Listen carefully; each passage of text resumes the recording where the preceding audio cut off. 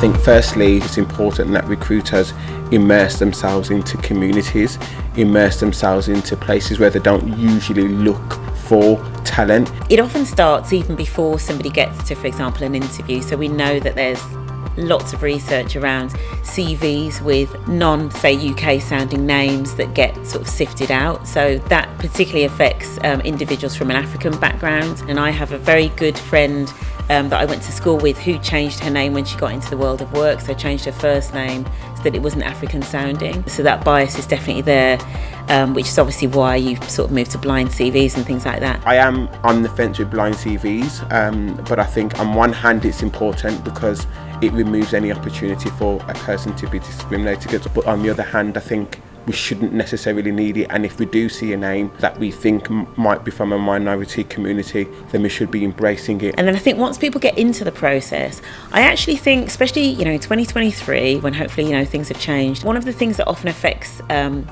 individuals in the process in terms of bias is that there tends to be favouritism from the interviewer towards people that are like them. So if you've got a handful of candidates and they're all of a similar level, and one of them kind of looks like and reminds the interviewer of themselves, then that individual probably has a better chance just because of human nature and people not being aware of bias.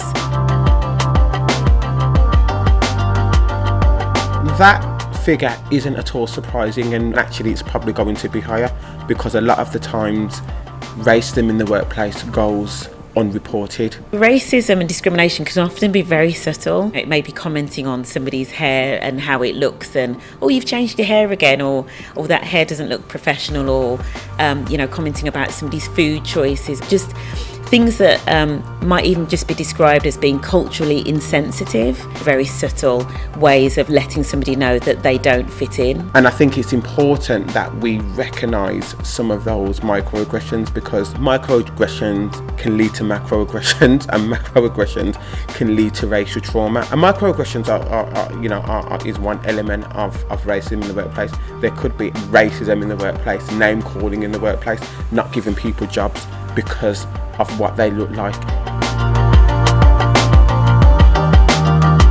Allies need to be brave enough to call things out, particularly in the workplace. Often black people are so accustomed to it and so used to it, to them it's almost like water off a duck's back. And I give an example, my children experienced extreme racism and lots of kind of discriminative words were being used, and my child was like, they always say that, like, we're used to it now, Dad.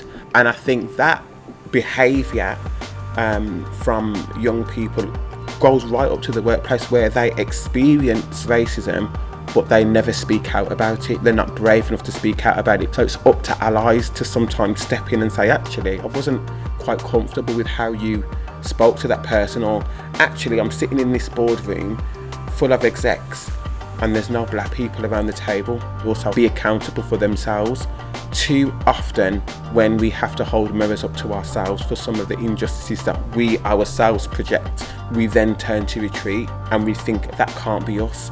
And I think that needs to change. I think allies need to be accountable for their actions and what they do. There is something about raising your level of awareness and education. I would sort of go one step further and say, don't wait for the HR team or the staff network to put on an event. Find a book that maybe talks about the experiences of those individuals. Make an effort to go and make small talk even just with individuals from different backgrounds. Watch different things, consume different types of content. So just really open yourselves up to people who are different, and you'd be surprised how that will naturally start to create more empathy for people that are different, and you'll probably find that you start to become more aware of what is and isn't appropriate to say and how to behave. And then when you do have questions of those employees and you approach it with a kind of honest and respectful curiosity, it will be taken in that way.